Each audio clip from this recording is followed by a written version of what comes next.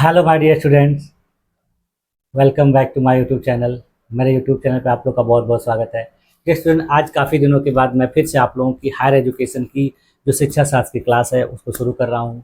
और इसमें मैं आप लोगों को जो है मनोविज्ञान और दर्शन शास्त्र का अध्ययन करा रहा था। हम लोगों ने पहले जो क्लासेस कराई गई थी उसमें 12 क्लासेस मनोविज्ञान की और 12 क्लासेस दर्शन शास्त्र की कंप्लीट कर ली थी। आज से मैं आप लोगों को ये जो क्लास पूरा शुरू करूँगा, इसमें हम लोग 13वीं क्लास का अध्ययन करेंगे। और ये क्लासेस देखिए आप लोगों को एमए और एमएड के सिलेबस के अकॉर्डिंग कराई जा रही है। अगर आप इन क्लासेस को अच्छे तरीके से देख लेते हैं, इनको अच्छे तरीके से नोट्स बना लेते हैं, तो आपका जो एमए और एमएड का सिलेबस है वो तो कंप्लीट हो ही जाएगा। उसके साथ साथ आप जो है यूजीसी नेट का जो एग्ज़ाम होता है उसमें भी अच्छा स्कोर कर पाएंगे और उसको क्वालिफाई करने में आपको किसी भी प्रकार की कोई दिक्कत नहीं होगी। तो इसलिए इन क्लासेस को अच्छे तरीके से देखिए। जो भी स्टूडेंट आपके परिचित हों या आपके क्लास के जो लोग इसके बारे में नहीं जानते हों, उनको भी आप ये चीज़ें बताइए। मेरे देखिए द्वारा ये जो क्लासेस कराई जा रही हैं, इनके जो पीडीएफ हैं आपको मेरे टेलीग्राम चैनल पर उपलब्ध हैं।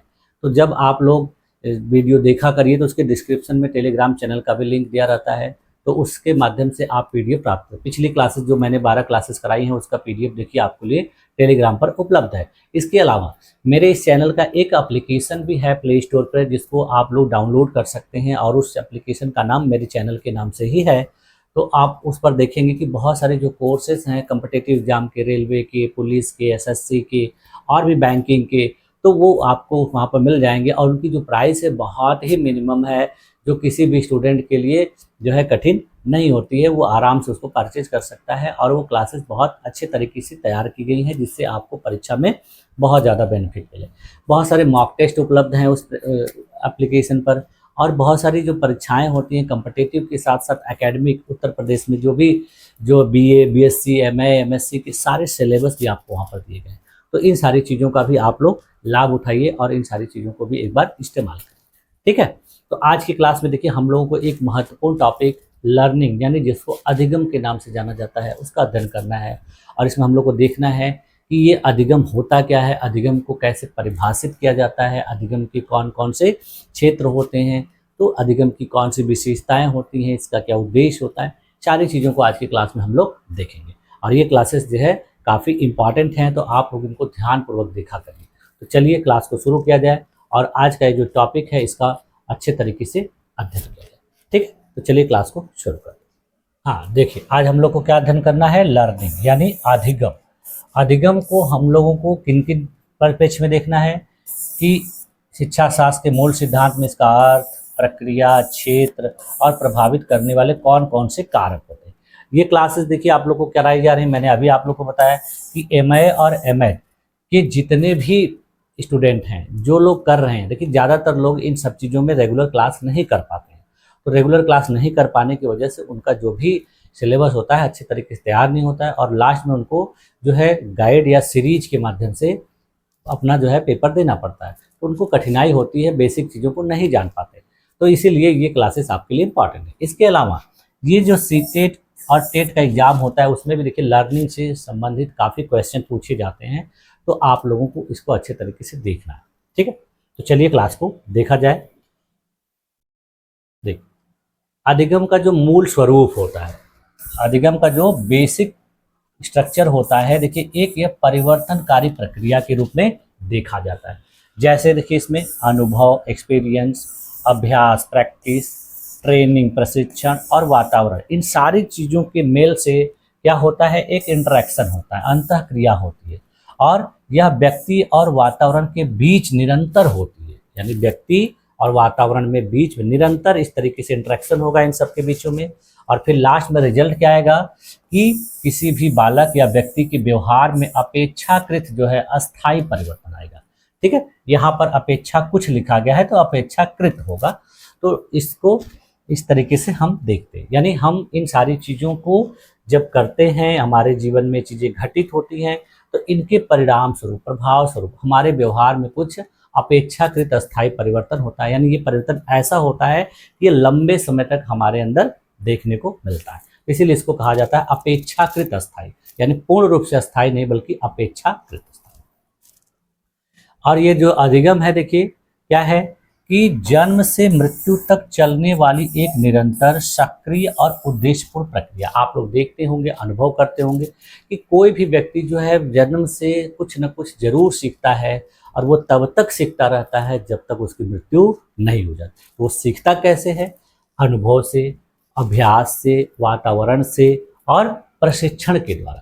तो इस तरीके से वो सारी चीज़ों को सीखता है और वो उसके जीवन में कुछ न कुछ जो है बदलाव लाती हैं और अपेक्षाकृत अस्थायी होती हैं, वो उसमें नज़र आती है। जैसे देखिए, आप लोग साइकिल चलाना सीखते हैं, तो बचपन में जब आप छोटे क्लासेस में पढ़ते हैं तो स्कूल जाने के लिए साइकिल चलाते हैं, और वो साइकिल जब आप चलाना सीख जाते हैं तो आप बूढ़े हो जाते हैं, फिर भी आपको साइकिल चलाना आता रहता है।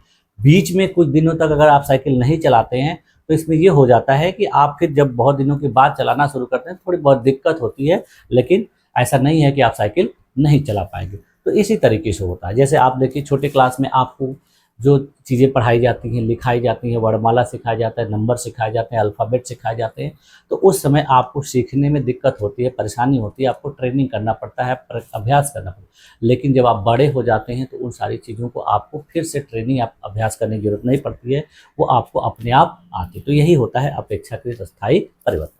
ठीक है।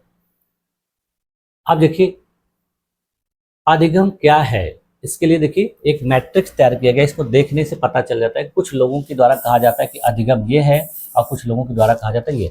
तो अधिगम देखिए, इसमें से क्या नहीं है और क्या है, इसके लिए देखिए अलग अलग करके एक जो है स्ट्रक्चर बना दिया गया। इससे देखने से आपको पता चल जाएगा। तो जैसे देखिए, अधिगम क्या है? तो अधिगम की परिभाषा देखिए क्या होती है कि ज्ञान, कौशल, अभिवृत्ति और आदतों में वृद्धि करना, यानी किसी के ज्ञान में वृद्धि करना, किसी के कौशल में, किसी के एप्टीट्यूड अभिवृत्ति में, और किसी की आदत। वहीं देखिए, इसका लक्षण क्या है कि यह अभ्यास और अनुभव से आता है, यानी यह अपने आप नहीं आता है, बल्कि ये हम जब अभ्यास करते हैं और विभिन्न प्रकार के अनुभव प्राप्त करते हैं उससे आता है। और उसके बाद यह अपेक्षाकृत अस्थायी होता है। इसका उदाहरण जैसे देखिए, निरंतर अभ्यास से सुंदर लेखन कला सीखना। आप लोग छोटे क्लास में पढ़ते होंगे, तो आपको टीचर के द्वारा, आपकी मैम के द्वारा निरंतर अभ्यास कराया जाता है लेखन का। तो जिससे क्या होगा कि आपके लिखने की जो कला है, लिखने की लिखावट है, वो बेहतर हो जाती है और आप अच्छा लिखने लगते हैं। आग से जलने के बाद भविष्य में उससे दूर रहना, ये क्या है? अनुभव है, एक्सपीरियंस। यानी आपने आग से अपने आप को दूर कर लिया। कैसे दूर कर लिया? जब आपको आग से जलन हुई होगी या आप आग से गर्माहट महसूस हो रही होगी, तो आप दोबारा आग के पास नहीं जाएंगे और आपको पता चल जाएगा कि आग हमारे लिए नुकसानदायक। तो ये हमने कैसे सीखा? अनुभव के द्वारा। यानी हमको बार बार प्रैक्टिस करने की जरूरत नहीं है, क्योंकि बार बार प्रैक्टिस करेंगे तो हमारा नुकसान हो जाए। बस हमको अनुभव मिल गया, तो ये अनुभव के द्वारा सीखना हो गया। तो बहुत सी चीज़ें हम प्रैक्टिस के द्वारा सीखते हैं, बहुत सी चीज़ें अनुभव के द्वारा सीखते हैं, और बहुत सी चीज़ें वातावरण में देख कर सीखते हैं। अब देखिए, अधिगम क्या नहीं है? तो अधिगम क्या नहीं है, इसकी परिभाषा जैसे देखिए, परिपक्वता या शारीरिक स्थिति से आया बदलाव। यानी अधिगम परिपक्वता यानी मैचुरेशन या शारीरिक स्थिति में बदलाव होने से नहीं होता है, बल्कि ये अनुभव और अभ्यास के द्वारा होता है। इसका लक्षण देखिए क्या होता है? यह अस्थायी होता है, स्वाभाविक या बीमारी जनित होता है। ऐसा नहीं होता। जैसे अगर कोई कहे कि अधिगम अस्थायी होता है या बीमारी की वजह से होता है या फिर स्वाभाविक होता है, तो ये बात गलत है। ऐसा नहीं होता है। ये क्या होता है? अपेक्षाकृत अस्थायी होता है, स्वाभाविक नहीं होता है, और बीमारी जनित नहीं होता है। बीमारियों की वजह से हो सकता है किसी के व्यवहार में थोड़ा बहुत बदलाव देखने को मिले, शरीर में कोई समस्या आ जाती है तो उसकी वजह से उसके व्यवहार में थोड़ा बहुत परिवर्तन, बदलाव देखने को मिलता है, लेकिन ये ऐसा नहीं होता। जैसे देखिए, उदाहरण के लिए, उम्र बढ़ने के साथ दाढ़ी आना, यह क्या है? अधिगम नहीं है, बल्कि क्या है? मैचुरेशन है, परिपक्वता है। यानी कोई व्यक्ति उम्र बढ़ रही है, जैसे छोटे बच्चे होते हैं जब युवा अवस्था में आते हैं तो देखिए उनकी दाढ़ी, मूछें आने लगती हैं। फिर वो जब बड़े होते हैं तो दाढ़ी पकने लगती है। तो ये सब किसकी वजह से है? ये परिपक्वता की वजह से, न कि अधिगम या लर्निंग की वजह से।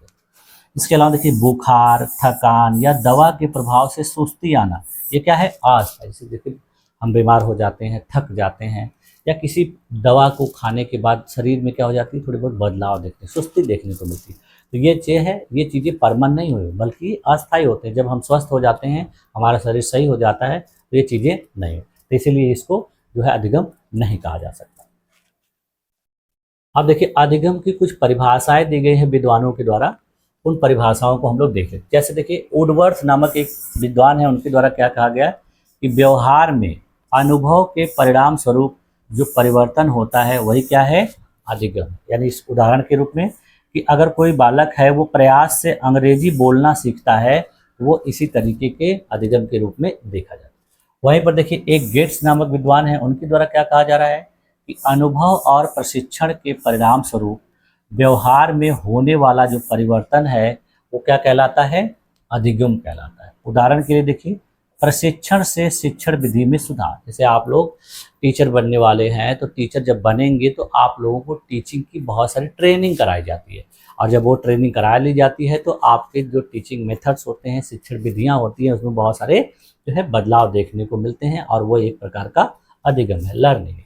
उसके बाद फिर देखिए अगले विद्वान है क्रो एंड क्रो। उनके द्वारा क्या कहा जा रहा है कि आदतों, ज्ञान और दृष्टिकोण में परिवर्तन ही अधिगम है। अगर किसी बालक की आदत में, ज्ञान और दृष्टिकोण में बदलाव हो रहा है तो वो क्या कहलाता है, अधिगम कहलाता है। इसका उदाहरण देखिए अनुशासन से समय पर कार्य करना। यानी किसी भी बालक को, किसी भी व्यक्ति को अगर अनुशासन के साथ काम करने के लिए कहा जाए तो वो काम को सही समय पर करता है और सही तरीके से करता है। उसी प्रकार देखिए स्किनर के द्वारा क्या कहा जाता है कि अधिगम जो है वो व्यवहार में प्रगतिशील परिवर्तन कहलाता है। यानी अगर किसी बालक के व्यवहार में प्रगतिशील प्रोग्रेसिव चेंज हो रहा है, वो किस प्रकार का चेंज क्या कहलाता है, अधिगम कहलाता है। जैसे उदाहरण के लिए देखिए प्रोत्साहन से सही उत्तर देने की आदत। अगर क्लास में बच्चों को टीचर के द्वारा प्रोत्साहित किया जा रहा है, तो सही उत्तर पर जब जब बार बार टीचर बच्चों को प्रोत्साहित करेगा तो बच्चा आने वाले समय में हर बार सही उत्तर देने का प्रयास करेगा और वो सही उत्तर देगा। एक अलग विद्वान है जिनका नाम है हिलगार्ड। उनके द्वारा क्या कहा गया कि अभ्यास या अनुभव के फलस्वरूप अपेक्षाकृत अस्थायी परिवर्तन। यहाँ पर देखिए थोड़ा बहुत लिखावट में मिस्टेक हो गई है, टाइपिंग में थोड़ी सी एरर होती है। तो अब अनुभव और अभ्यास के परिणाम स्वरूप जो अपेक्षाकृत अस्थायी परिवर्तन होता है, इसी को क्या कहा जाता है, अधिगम। तो देखिए उदाहरण क्या है कि बार बार जो अभ्यास बालक करता है उससे किसी चीज़ को सीखता है। जैसे यहाँ पे तैरने का उदाहरण दिया गया कि कोई बालक तैरना सीखता है तो वो देखिए बार बार प्रैक्टिस करता है, और बार बार प्रैक्टिस करने के बाद कुछ समय के बाद उसको तैरना आ जाता है। जैसे मैंने आप लोग को उदाहरण बताया कि साइकिल चलाने की प्रैक्टिस बार बार अगर कोई बालक करता है तो एक समय बाद उसको साइकिल चलाने आ जाता है। तो ये था उदाहरण का जो है मनोविज्ञान की विभिन्न परिभाषाओं का उदाहरण के साथ जो है व्याख्या। अब देखिए अधिगम की जो प्रकृति होती है और उसकी विशेषताएं होती है वो क्या होती है। जैसे देखिए इसको अधिगम जो है ये व्यक्तिगत विभिन्नता के रूप में देखा जाता है। जैसे देखिए हर बच्चे की सीखने की गति अलग अलग होती है। अगर कोई चाहे कि हर बच्चे एक जैसे सीख जाएं तो ऐसा संभव नहीं। कोई बच्चा आगे सीखेगा, कोई बच्चा जल्दी सीखेगा, कोई बच्चा कम सीखेगा, कोई बच्चा ज़्यादा सीखेगा। दूसरा, इसमें अंतःक्रिया होती है। अंतःक्रिया किसके बीच होती है, व्यक्ति और उसके वातावरण के बीच। यानी बालक जिस वातावरण में रहेगा, व्यक्ति जिस वातावरण में रहेगा, उनके बीच इंटरेक्शन होता है, तो वो भी सीखने में योगदान देता है। उसके अलावा जो ये अधिगम होता है ये उद्देश्यपूर्ण होता है। यानी अधिगम बिना किसी उद्देश्य के नहीं होता है। यह देखिए बिना लक्ष्य के सीखना प्रभावी नहीं होता। अगर कोई भी व्यक्ति है या कोई बालक है वो किसी चीज़ को सीखता क्यों है, सीखता इसलिए है कि उसका कुछ ना कुछ लक्ष्य होगा। साइकिल भी चलाना सीखता है तो वो बिना लक्ष्य के नहीं सीखता। साइकिल चलाना इसलिए सीखता है कि उसको विद्यालय पैदल जाने में लेट हो जाएगा, या फिर छुट्टी होने के बाद भूख लगी रहेगी तो घर आने में देरी होगी। इसलिए अगर वो साइकिल सीख जाएगा तो आने जाने में उसको जो है समय की बचत होगी और वो टाइम पर पहुँच, तो इसलिए उसका यह लक्ष्य है, इसीलिए वो उसको सीखता है। अगली चीज विशेषता क्या है कि यह जीवन पर्यंत चलती है, लाइफ लॉन्ग। इसका मतलब कि जन्म से मृत्यु तक चलने वाली एक निरंतर प्रक्रिया है, ये कंटिन्यूअस चलती है। अगली विशेषता देखिए अनुभव आधारित। यानी इसमें जो कुछ भी चीजें सीखी जाती हैं वो अनुभव के आधार पर भी सीखी जाती हैं। जैसे देखिए पूर्व अनुभवों के आधार पर नया ज्ञान अर्जित करना। जैसे मैंने आप लोग को बताया, एक उदाहरण दिया पीछे कि कोई बालक अगर आग से जलता है या आग से उसको जलन महसूस होती है तो वो अनुभव कर लेता है, तो वो उस चीज़ को दोबारा नहीं करता है, उसके पास नहीं जाता है। या फिर किसी परीक्षा में किसी गलती की वजह से अगर किसी स्टूडेंट का नंबर कम आता है तो वो उसको वहाँ पे अनुभव मिलता है कि मैंने ये गलती की थी इसलिए मेरा ये नंबर कम आया है, तो अगली बार वो ऐसी गलती नहीं करेगा। इसका मतलब कि अनुभव के द्वारा उसने अपने व्यवहार में बदलाव लाया। इसके अलावा देखिए ये क्या है कि एक सक्रिय प्रक्रिया है, यानी एक्टिव प्रोसेस है, इनएक्टिव प्रोसेस नहीं है। इसका मतलब कि जो शिक्षार्थी होते हैं वो सक्रिय रूप से इसमें भागीदार होते हैं और यह निषिद्ध नहीं होता है। ठीक है, तो इस तरीके से ये देखिए क्या है अधिगम की प्रकृति और विशेषता है। अब देखिए अधिगम की जो प्रक्रिया होती है वो कैसे चलती है। देखिए द इंजन ऑफ लर्निंग। देखिए अधिगम जो है यहाँ जैसे शुरुआत किया किसी ने तो उसमें सबसे पहले प्रेरणा यानी मोटिवेशन की जरूरत पड़ती है। इसका मतलब कि अधिगम की जो शुरुआत होती है पहले मोटिवेशन से ही शुरू होती है। छोटे क्लास में बच्चों को मोटिवेट किया जाता है या किसी चीज़ का लालच दिया जाता है कि आप ये करोगे तो आपको चॉकलेट दिया जाएगा, आप ये पढ़ोगे तो आपको जो है आइसक्रीम खिलाई जाएगी। तो इस तरीके जैसे देखिए उदाहरण, इनाम की आशा से कविता याद करना। बच्चे को जब इनाम के लिए कहा जाता है तो उसी उम्मीद में उस चीज़ को करता है। छोटे क्लास के बच्चों के लिए देखिए ये सारी चीज़ें अपनाई जाती हैं। उसके बाद फिर देखिए क्या करता है, प्रयास करता है, एक्टिविटी करता है। शिक्षार्थी की सक्रिय भागीदारी होती है, बार बार गणित के प्रश्न हल करता है और फिर उसको गणित के सवाल हल करने आ जाते हैं। यह एक प्रतिक्रिया के रूप में होती है, रिस्पॉन्स के रूप में। उद्दीपन पर की गई क्रिया, जैसे शिक्षक द्वारा प्रश्न पूछे जाने पर उत्तर देना, यानी अगर किसी बालक से टीचर प्रश्न ही न पूछे तो उत्तर नहीं देगा। यानी जब उद्दीपन दिया जाएगा, स्टिमुलस दिया जाएगा तो प्रतिक्रिया होगी। तो इस तरीके से क्लास में बच्चों को होमवर्क दिया जाएगा तो बच्चे होमवर्क करके आएंगे। इसमें देखिए पुनर्बलन की जरूरत पड़ती है। बीच बीच में पुनर्बलन देने से, पुनर्बलन का मतलब क्या होता है कि बीच बीच में बच्चों को प्रोत्साहन देना। जैसे देखिए सही प्रतिक्रिया पर उनको प्रोत्साहन देना, यानी सही उत्तर पर शिक्षक के द्वारा जब बालक की प्रशंसा की जाती है तो वो क्या करता है, उस चीज़ को और बहुत बेहतर तरीके से करने का प्रयास करता है। और लास्ट में क्या हो जाता है, यहाँ पर अस्थायित्व आ जाता है, यानी रिटेंशन आ जाता है। बालक उस चीज़ को सीख जाता है, उसको अपना लेता है और वही चीज़ करने लगता है। जैसे देखिए ये चीज़ें स्मृति में अस्थायी रूप से उसके फिट हो जाती हैं। जैसे देखिए उदाहरण है लंबे समय तक साइकिल चलाना न भूलना, भी मैंने आप लोग को बताया ही था। यानी इस तरीके से ये जो लर्निंग प्रोसेस है ये चलता है। यानी शुरुआत में किसी भी बालक को कोई काम कराने के लिए, सिखाने के लिए मोटिवेशन की जरूरत। ठीक है, तो ये था लर्निंग का प्रोसेस, प्रक्रिया। आप देखिए जो लर्निंग का कार्यक्षेत्र है इसको देखिए 5 डायमेंशन में, 5 आयाम के रूप में देखा जाता है। देखिए अधिगम का कार्यक्षेत्र, विकास के 5 आयाम यानी स्कोप ऑफ लर्निंग। तो अधिगम का मतलब क्या होता है, केवल पुस्तकीय ज्ञान नहीं बल्कि इसका क्षेत्र बहुत व्यापक होता है। यानी कोई बालक किताब पढ़ने में बहुत अच्छा है, बहुत तेज है, तो इसका मतलब ये नहीं है कि वो अधिगम अच्छा है, नहीं। अधिगम का मतलब होता है पुस्तक को अच्छे तरीके से पढ़ लेना, याद करना नहीं, बल्कि उसको व्यवहारिक रूप में कैसे उपयोग करते हैं। जैसे देखिए पहला इसका जो स्कोप है कार्यक्षेत्र वो संज्ञानात्मक होता है। इसका केंद्र क्या होता है कि ज्ञान, तर्क, स्मृति और सोच में वृद्धि। जैसे देखिए उदाहरण के लिए इतिहास के तथ्य याद करना, गणितीय समस्या हल करना। उसी प्रकार से देखिए भावात्मक में कार्यक्षेत्र में क्या आता है कि इसका केंद्र क्या होता है, व्यक्ति की भावनाएं, व्यक्ति के मूल्य, व्यक्ति की रुचियाँ। तो इसमें क्या है कि देशभक्ति की भावना जागृत होना, अनुशासन का विकास होना, ये किस में आता है, भावात्मक आयाम में, भावात्मक क्षेत्र में। क्रियात्मक कार्य क्षेत्र में देखिए क्या आता है, इसको साइकोमोटर कहा जाता है। इसका केंद्र क्या होता है, शरीर और उसकी कौशलात्मक क्रिया, यानी हमारे शरीर के द्वारा जो कार्य किया जाता है, जो स्किल्ड जो है परफॉर्म की जाती है वो आता है।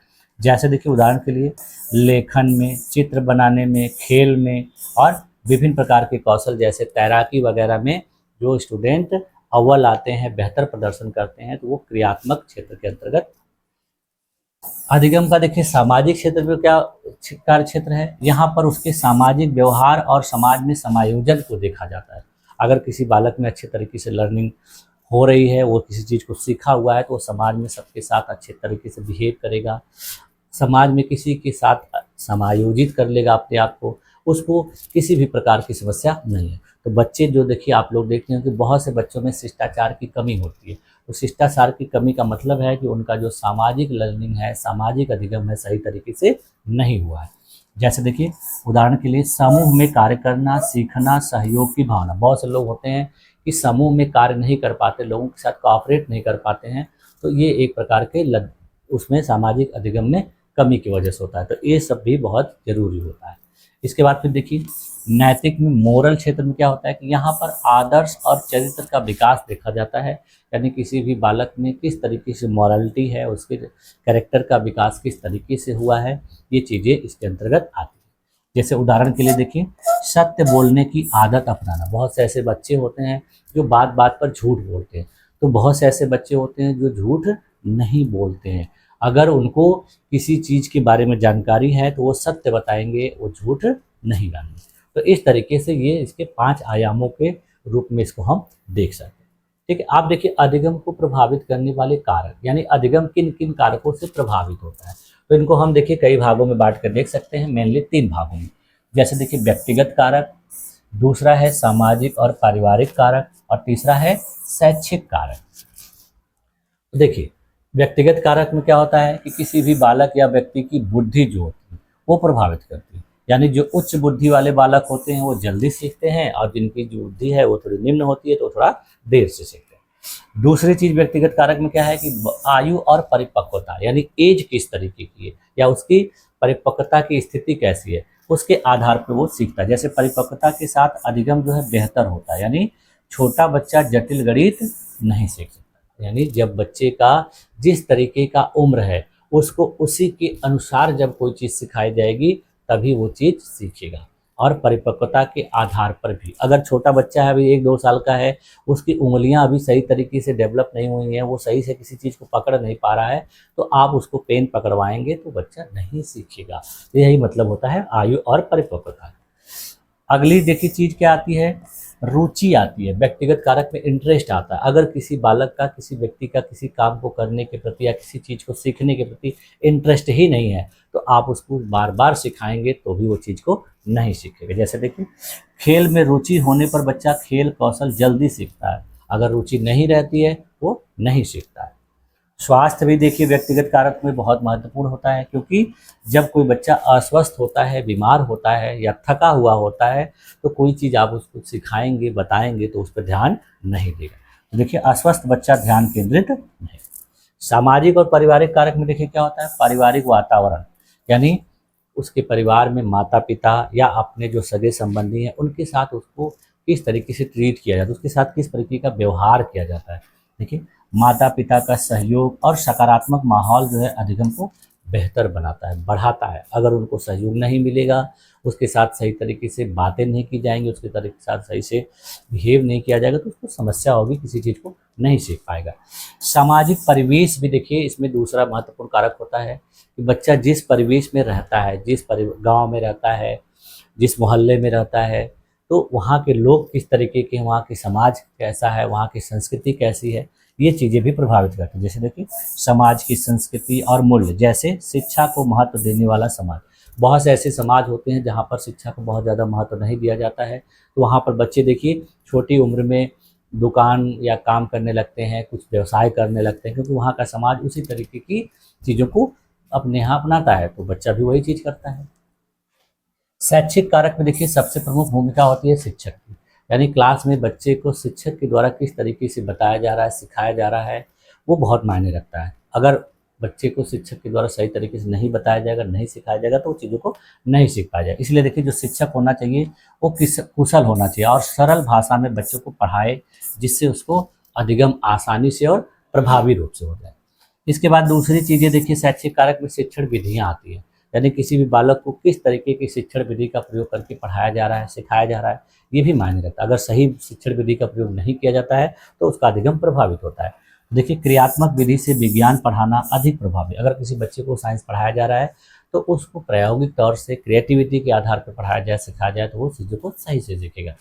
इसके अलावा देखिए विद्यालय का वातावरण, यानी अगर क्लास में बच्चे को डरा के हर चीज़ सिखाई जा रही है, भय के द्वारा सिखाई जा रही है, तो वो चीज़ें सही नहीं है। बच्चे को जो माहौल देना है वो भय मुक्त वातावरण, यानी भय के द्वारा बच्चे को चीज़ों को सही तरीके से ज़्यादा समय तक के लिए सिखाया नहीं जा सकता। अब देखिए इसका निष्कर्ष क्या निकल के आ रहा है कि शिक्षक का जो समीकरण होता है, जो एजुकेशन होता है, वो देखिए कैसे होता है। ये देखिए क्या है कि अधिगम की जो प्रक्रिया है, अधिगम के जो क्षेत्र हैं और प्रभावित करने वाले कारक, जब ये तीनों एक साथ मिलते हैं और उसमें एक कुशल शिक्षक शामिल हो जाता है। यानी इन देखिए यहाँ कैसे दिया गया कि इन तीनों चीज़ों में जब शिक्षक को गुणा किया जाता है, मल्टीप्लाई किया जाता है, तो क्या होता है, छात्र का सर्वांगीण विकास। यानी ये तीनों चीज़ों मौजूद हों और एक कुशल शिक्षक ना हो तो छात्र का सर्वांगीण विकास नहीं हो पाएगा। इसलिए इन सारी चीज़ों के साथ शिक्षक का भी होना जरूरी है। तो एक कुशल शिक्षक बच्चे का सर्वांगीण विकास करने में बहुत ज़्यादा योगदान देता है। ठीक है, तो आप देखिए क्या है कि शिक्षक की आत्मा, अधिगम जो है शिक्षा की आत्मा है। बिना अधिगम के शिक्षा संभव नहीं। यानी अधिगम को क्या कहा जाता है, शिक्षा की आत्मा। बिना अधिगम के आप सही शिक्षा नहीं प्राप्त कर सकते। दूसरी चीज क्या है, यह शिक्षक का मुख्य लक्ष्य होता है। यानी किसी भी टीचर का लक्ष्य होता है कि वो अपने बच्चों को अधिगम कराए, किसी चीज को सिखाए। आप भी क्लास में पढ़ते हैं या पढ़ाएंगे आप, तो आपका लक्ष्य क्या होता है कि आपका टीचर जो है आपको जो चीज़ बताए वो चीज़ को आप सीख जाओ, या आप अपने क्लास में जब बच्चों को जो चीज़ें पढ़ाओ, आपके द्वारा पढ़ाया गया चीज़ बच्चे अच्छे से सीख जाएं। देखिए, तो छात्रों में केवल रटना नहीं बल्कि अर्थपूर्ण और अस्थायी अधिगम सुनिश्चित करना क्या कहलाता है, अधिगम कहलाता है। यानी बच्चों को रटाया ना जाए बल्कि उनके अर्थ को अच्छे तरीके से समझा के और उनको हमेशा परमानेंट उस चीज़ को सिखा दिया जाए। अंतिम विचार देखिए क्या है कि एक कुशल शिक्षक जो है अधिगम की बहुआयामी प्रकृति और उसे प्रभावित करने वाले कारकों को गहराई से समझकर ही शिक्षण को प्रभावी बना सकता है। यानी अगर कोई अच्छा शिक्षक है, कुशल टीचर है, योग्य टीचर है, तो वो हर वातावरण को, बच्चे के सिचुएशन को, बच्चे के स्थिति को जानकर, समझकर और उसको अच्छे तरीके से अधिगम कराने में सफल हो जाता है। ठीक है, तो इस तरीके से देखिए हम लोगों ने अधिगम से संबंधित जितने भी महत्वपूर्ण जो आयाम थे, महत्वपूर्ण बातें थी, उनको इस तरीके से बेहतर रूप में देखिए अध्ययन किया और मैंने आप लोगों को इसको अच्छी तरीके से समझाने का भी प्रयास किया। और मुझे उम्मीद है कि आप लोगों को सारी चीज़ें अच्छी तरीके से समझ में आ भी गई होंगी। ठीक है, अब इसके आगे की क्लास में हम लोग आगे की चीज़ों का अध्ययन करेंगे इसी तरीके से। पहले की क्लासेस में मैं जो आप लोगों को कंटेंट कराता था, तो कंटेंट देखिए बहुत ट्रेडिशनल मेथड रूप में होते थे। यहाँ पर देखिए आपको ये जो कंटेंट है काफ़ी अट्रैक्टिव है और काफ़ी शॉर्ट फॉर्म में है।